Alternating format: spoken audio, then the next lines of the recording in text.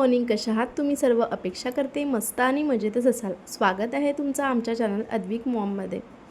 सकाळी उठल्यानंतर प्रत्येक गृहिणीची सुरुवात होते ती म्हणजे किचनपासून. सकाळी कुणाचा 5 वाजता तर कुणाचा 6 वाजता अलार्म वाजतो आणि कुणाचा 4 वाजताही अलार्म वाजतो आणि दिवसाची सुरुवात होते. आणि सकाळी उठल्यानंतर मनामध्ये एकच प्रश्न असतो, तो म्हणजे कामांचा. आणि आपल्या मनामध्ये कामांची यादी सुरू होते. मुलांचा डबा बनवायचा आहे. डब्यामध्ये आज त्याला काय द्यायचं की त्यांनी आवडीने खाल्लं पाहिजे. जेवणामध्ये काय भाजी बनवायची. आज आपल्याला भाज्यासुद्धा आणायच्या आहे. दूध पण घरचं संपलेलं आहे. आणि जर सकाळी उठल्या उठल्या किचनमध्ये रात्रीची भांडी तशीच पडलेली असेल आणि ओट्यावर जर मसाल्याचे डबे इकडे तिकडे सगळे अस्ताव्यस्त झालेले असेल, फ्रीज उघडल्यानंतर फ्रीजमध्ये काय आहे तेच आठवत नसेल, तर आपल्या सगळ्या मनात गोंधळ निर्माण होतो. आज तर आपली खूप कामे बाकी आहेत. घर आवरायचं आहे, मुलांना शाळेत पण सोडायचं आहे, मुलांची तयारी करून द्यायची आहे, दुपारचं जेवण बनवायचं आहे आणि त्यात जर कुणाचा फोन आला तर फोनमध्ये आपला वेळ जातो. संध्याकाळचा चहा, पाहुणे आले असेल तर पाहुण्यांचं, रात्रीचा स्वयंपाक, हे सगळं आपल्याला करायचं असतं.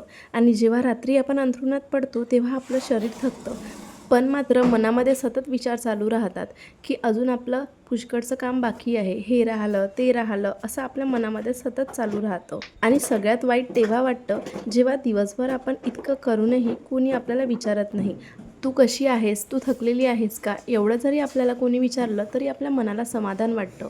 आणि हा प्रश्न फक्त आपलाच नसतो तर आपल्या भारतामधल्या अनेक महिलांचा हाच प्रश्न आहे. मग आपल्यालाच प्रश्न येतो की इतकं करूनही आपल्याला वेळ कमी पडतो. मग आता दिवसाचा वेळ आपल्याला कसा वापरायचा आहे आणि हे सगळं करताना स्वतःला पण कसं जपायचं आहे, याबद्दलच मी तुमच्याशी माझ्या काही प्रॅक्टिकल अशा आणि सोप्या टिप्स शेअर करणार आहे. तर व्हिडिओ शेवटपर्यंत नक्की बघा. आपल्याला जर आपल्या दिवसातील थोडा तरी वेळ आपल्यासाठी वाचवायचा असेल तर सगळ्यात महत्त्वाचं असतं ते म्हणजे आपल्या स्वयंपाकघरातील गोष्टी ऑर्गनाईज करून ठेवणे आणि दुसरं म्हणजे वेळेचं नियोजन करणे. या 2 गोष्टी जर आपल्याला जमल्या तेव्हा आपल्याला घर सांभाळणं हे एक ओझं न वाटता एक आपलं आनंददायी रूटीन बनतं. सर्वात पहिली टिप्स म्हणजे किती वेळा असं झालं आहे की आपण काही बनवत आहे आणि खूपदा आपण डबे शोधत आहे. आपल्याला घरामध्ये कुणी काही मागितलं आणि आपण पूर्ण घरामध्ये शोधत आहे. कितीदा असं झालं आहे की मुलांचा टिफिन आपण पॅक करत आहे आणि आपल्याला त्याचं झाकणच सापडत नाही आहे. आणि हे सगळं तेव्हा होतं जेव्हा आपल्या कामामध्ये आपल्याला घाई झालेली असते. आपला डबा व्हायचा बाकी असतो आणि मुले आपल्या मागे लागलेली असतात. आणि एक महत्त्वाचं कारण म्हणजे आपल्याला गोष्टी न दिसण्याचं, ते म्हणजे वस्तूला तिची ठराविक जागा नसते. आपण यासाठी काय करू शकतो की मसाल्याचे डबे एका जागी, कडधान्य एका जागी, त्यानंतर आपल्याला सकाळी रोज नाश्त्यासाठी लागणाऱ्या जे काही वस्तू आहे तर त्या एका जागी, बिस्किट्स एका जागी, असं जर आपण सेग्रिगेट करून ठेवलं किचनमध्ये तर आपल्याला वस्तू घेणं इझी पडतात. आणि घरामधले कुठलेही मेंबर त्यांना जर काही लागत असेल तर त्यांनासुद्धा ते इझी पडतं. म्हणून किचनमध्ये प्रत्येक गोष्टीला त्याची ठराविक जागा असली पाहिजे. आणि यामुळे आपला कित्येक तास वाचतात आणि तेच तास आपण स्वतःसाठी उपयोगात आणू शकतो. आणि असं ऑर्गनाईज केलेलं किचन जर तुम्हाला मेंटेन करून ठेवायचं असेल तर त्यासाठी काहीही जास्त एफर्ट्स घ्यायची गरज नाही. फक्त तुम्ही दिवसातून 5 मिनिट जरी दिले तरी सगळं ऑर्गनाईज होतं. आपला स्वयंपाक झाल्या लगेच जर आपण गोष्टी वाईप करून व्यवस्थित ठेवल्या तर किचनमध्ये पसाराच होत नाही. आणि वीकमधून एक दिवस ठरवायचा की ज्या दिवशी तुम्हाला किचन रिसेट करायचं आहे त्या दिवशी प्रत्येक वस्तू जागच्या जागेवर ठेवायची. ओटा साफ करून घ्यायचा, फ्रीज एकदा नजरेने बघून घ्यायचा. काही वस्तू खराब झाल्या असेल तर फ्रीजमधून त्या लगेच काढून घ्यायच्या. यामुळे आपले कित्येक तास वाचतात आणि आपल्याला जास्त एफर्ट्स करायची सुद्धा गरज पडत नाही. नेहमी आपलं किचन क्लीन आणि ऑर्गनाईजसुद्धा राहतं. दुसरी महत्त्वाची टिप म्हणजे मील प्लॅनिंग. आपल्याला स्वयंपाकाची पूर्वतयारी करावी लागेल. कारण सगळ्यात पहिला प्रश्न जो आपल्या मनामध्ये येतो तो म्हणजे आज काय बनवूया. कारण नवरा विचारतो आज जेवणामध्ये काय, मुलं विचारतात आज टिफिनमध्ये काय. आणि दोनदा फ्रीज उघडूनसुद्धा आपल्या लक्षात येत नाही की नेमकं आज बनवायचं काय. आणि घाईघाईमध्ये आपण काहीही बनवून टाकतो.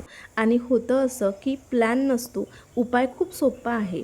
दर रविवारी फक्त 15 मिनटं द्यायची आणि त्या 15 मिनटामध्ये पूर्ण आठवड्याची एक लिस्ट बनवून घ्यायची, ज्यामध्ये सोमवारी, मंगळवारी, बुधवारी या प्रत्येक दिवशी आपल्याला कोणत्या भाज्या बनवायच्या आहे तर तसं प्लॅनिंग करून घ्यायचं. आणि वीकमधून एकदाच भाजीपाला आणायचा.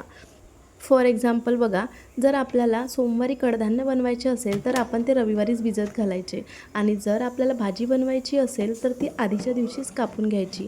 यामुळे सकाळी जो आपण स्वयंपाक बनवतो त्यामध्ये आपला कित्येक वेळ वाचतो आणि असं प्लॅनिंग जर आपल्याकडे असेल तर आपलं जे काम आहे, आपले जे तास असतात दिवसाचे ते आपण वाचवू शकतो आणि आपली सकाळ थोडी शांत होते आणि हीच छोटी छोटी सवय आपलं जे रोजची सकाळ आहे तर ती बदलून टाकते. तिसरी टीप म्हणजे सकाळचा जो पहिला अर्धा तास असतो तर तो आपल्यासाठी द्यायचा. सकाळी उठल्यानंतर लगेच कामाला न लागता किंवा सकाळी उठल्याबरोबर आपण लगेच फोन चेक न करता व्हॉट्सअपचे मेसेजेस, फेसबुकवरती कोणाचं स्टेटस कोणी ठेवलेलं आहे किंवा मग कोणाचे फोटो बघून आपण आपलंच मनामध्ये नाराजी व्यक्त करतो. तर या सगळ्या डिस्ट्रॅक्शनच्या गोष्टी आहे. यामुळे फक्त आपलं जे मन आहे ते नाराज होतं आणि आपला जो दिवस आहे तो निगेटिव्ह बनतो. आपल्याला जर आपला माइंडसेट पॉझिटिव्ह ठेवायचा असेल तर आपल्याला आपली दिवसाची सुरुवात चांगली होणं महत्त्वाचं. त्यामुळे सकाळचे फक्त अर्धा तास आपण स्वतःसाठी द्यायचा. त्यानंतर चौथ्या नंबरची टीप म्हणजे सकाळी उठल्यानंतर एक प्रश्न स्वतःला विचारा की आज कोणती 3 महत्त्वाची कामे आपल्याला करायची आहे आणि सगळ्यात पहिले ती 3 महत्त्वाची कामे आधी करा आणि नंतर तुमची बाकीची एक्स्ट्राची कामे करा. ती 3 कामे तुम्ही एखाद्या पेजवरती लिहू शकता किंवा मोबाईलमध्ये पण तुम्ही लिहू शकता आणि आपण ठरवलेली कामे जर आपली झाली त्या दिवशी तर आपलं मन हलकं होतं आणि आपल्याला काहीतरी केल्यासारखं सुद्धा वाटतं. आणि 5व्या नंबरची टीप म्हणजे आपण कामाला वेळ दिला पाहिजे. आपण काय करतो की आपलं एक काम करता करता मध्येच ते काम सोडून दुसऱ्या कामाला लागतो आणि ते काम आपलं अर्धवट राहतं. स्वयंपाक करता करता मध्येच कुणाचा फोन येतो, मध्येच दरवाजा वाजतो, मुले आवाज देतात आणि स्वयंपाकघरात 1 तास घालवल्यानंतरसुद्धा आपला स्वयंपाक मात्र अर्धवटच राहतो. म्हणून आपल्या कामांचं योग्य ते नियोजन असलं पाहिजे. सकाळी जर आपण उठत असू, आपलं जे बेसिक काम आवरल्यानंतर, अंघोळ झाल्यानंतर सगळ्यात पहिले स्वयंपाक करायला घ्या. जेणेकरून मुलांचा जेव्हा वेळ राहील त्या वेळेत आपला स्वयंपाक झालेला असेल. या सकाळच्या कामाव्यतिरिक्त आपल्याला मुलांचा अभ्याससुद्धा घ्यायचा असतो आणि वर्किंग असेल तर दोन्ही कामं हँडल करावी लागतात. कामं तर कधी संपतच नाही, पण फर्स्ट प्रायोरिटी आपण इम्पॉर्टंट कामांना दिली पाहिजे. जसं मुलांचा अभ्यास हा जास्त इम्पॉर्टंट असतो. त्यामुळे दिवसातले जे 30 मिनिट आहे तर ते मुलांसाठी आपण दिले पाहिजे. जेणेकरून आपलं त्यांच्यावरसुद्धा लक्ष राहील. आपलं घर छोटं असो किंवा मोठं, ते मॅनेज करणं आपल्याच हाती असतं आणि त्याला ऑर्गनाईज ठेवणं हे सुद्धा आपल्याच हाती असतं. आता आपल्याला कधी-कधी कुणाचे घर खूप छान, स्वच्छ आणि नीटनेटके दिसतात आणि आपल्याला वाटतं की आपण असं कसं ठेवूया? तर त्यासाठी ते छोट्या-छोट्या गोष्टी अप्लाय करतात. आपल्याला जर कमी वेळामध्ये जास्त काम करायचं असेल आणि घराला नेहमी छान क्लीन ऑर्गनाइज ठेवायचं असेल तर आपण छोट्या-छोट्या सवयी आपल्याला लावून घेतल्या पाहिजे आणि त्या म्हणजे वीकली प्लॅनिंग. वीकमधून आपण एक दिवस प्रत्येक कामासाठी ठरवला तर आपल्यावरती सुद्धा कामाचं प्रेशर येत नाही आणि आपलं घर छानसुद्धा राहतं. असं नसतं की प्रत्येकाचं घर एकदम हॉटेलसारखंच राहतं. प्रत्येकाच्या घरामध्ये मुलं असतील तर पसारा होतोच आणि तसाही पसारा होतोच. घरामध्ये कुणी राहत आहे म्हणजे घरामध्ये पसारा हा होणारच.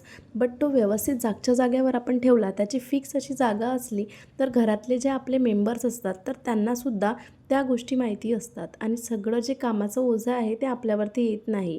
जर आपण आपल्या घरामधले डॉक्युमेंट्स इकडे तिकडे अस्ताव्यस्त ठेवलेले असेल आणि घरामध्ये अचानक कुणाला कोणतं डॉक्युमेंट्स लागलं तर सगळं आपल्यालाच विचारतात. त्यामुळे एक फाईल बनवायची की ज्याच्यामध्ये सगळे बिल्स, एक फाईल मुलांच्या डॉक्युमेंट्ससाठी की त्यांचे ज्या भरलेल्या फीज असतात त्यांच्यासाठी, असं सेग्रिगेशन करायचं. चाव्या एका जाग्यावरती ठेवायच्या. घरामध्ये जर रिमोटचे सेल असेल तर ते एका डब्यामध्ये ठेवायचे. उन्हाळ्याच्या दिवसामध्ये जेव्हा आपण बाहेर पडतो तेव्हा बांधायसाठी स्कार्फ लागतो, मुलांना कॅप लागतात आणि या छोट्या छोट्या गोष्टी जर आपण कुठेही ठेवून दिल्या तर आपल्याला घरातले आपल्यालाच विचारतात. त्यामुळे त्यासाठी एक जागा फिक्स करायची की ज्या ठिकाणी तुम्ही हे सर्व ठेवाल. आणि आता तर पावसाळा चालू आहे तर जास्त रेनकोट वगैरे लागतात, त्यामुळे त्यांची जागा एक फिक्स करून ठेवायची जेणेकरून आपल्याला विचारणार नाही. मुलांच्या खेळण्यांसाठी एक बॉक्स करायचा. आता बरेच असे कार्डबोर्ड बॉक्स असतात आणि ऑनलाईन पेपरसुद्धा अवेलेबल आहे आणि एकदम स्वस्त प्राईजमध्ये अवेलेबल आहे की त्या कार्डबोर्ड बॉक्सला आपण छान ते चिपकवून एक ऑर्गनायझर बनवू शकतो. आपल्या घरामध्ये छोटे छोटे मोबाईलचे बॉक्स असतात, त्यालासुद्धा तो पेपर छान जर आपण चिपकवला तर छान असं ऑर्गनायझर बनतं. एकामध्ये पेन, एकामध्ये पेन्सिल असं सामान आपण सेग्रिगेट करून ठेवू शकतो जेणेकरून मुलं आपल्याला मागणार नाही आणि त्यांचं काम ते स्वतः करतील. अशा छोट्या छोट्या सवयींनी आपण आपलं काम हलकं करू शकतो आणि कमी वेळामध्ये जास्त काम करू शकतो आणि सोबतच आपलं घरसुद्धा नेहमी क्लीन आणि ऑर्गनाईज राहतं आणि सगळ्या कामांचं प्रेशर आपल्यावरती येत नाही. घरामधले जे मेंबर्स असतात ते त्यांचं काम स्वतः करू शकतात. मी सुद्धा माझ्या घरामध्ये असेच छोटे छोटे ऑर्गनायझरचा यूज करून, छोट्या छोट्या बॉक्सेसचा यूज करून प्रत्येक गोष्ट सेपरेट ठेवलेली आहे आणि प्रत्येक गोष्टीला तिची स्वतंत्र जागा दिलेली आहे. त्यामुळे सगळ्या कामांचं प्रेशर माझ्यावरती येत नाही. कुणाला जर कोणती गोष्ट लागत असेल तर ते स्वतः जाऊन घेतात, कारण प्रत्येक गोष्ट ही त्यांच्या नजरेखाली असते. घर स्वच्छ ठेवणं, क्लीन ठेवणं, ऑर्गनाईज ठेवणं हे फक्त आपल्यासाठी असतं आणि त्यासाठी एक्स्ट्रा एफर्ट्सची खरंच गरज नसते. आपल्या चॅनलवरती तुम्हाला घर ऑर्गनायझेशनचे, किचन ऑर्गनायझेशनचे, क्लिनिंग मोटिवेशन, क्लिनिंग टिप्स असे सगळे व्हिडिओ बघायला मिळतील. चॅनल सबस्क्राईब केलं नसेल तर नक्की सबस्क्राईब करा, लाईक करा, शेअर करा, कमेंट करा. सो टेक केअर फ्रेंड्स, भेटूया नेक्स्ट व्हिडिओमध्ये. तोपर्यंत बाय.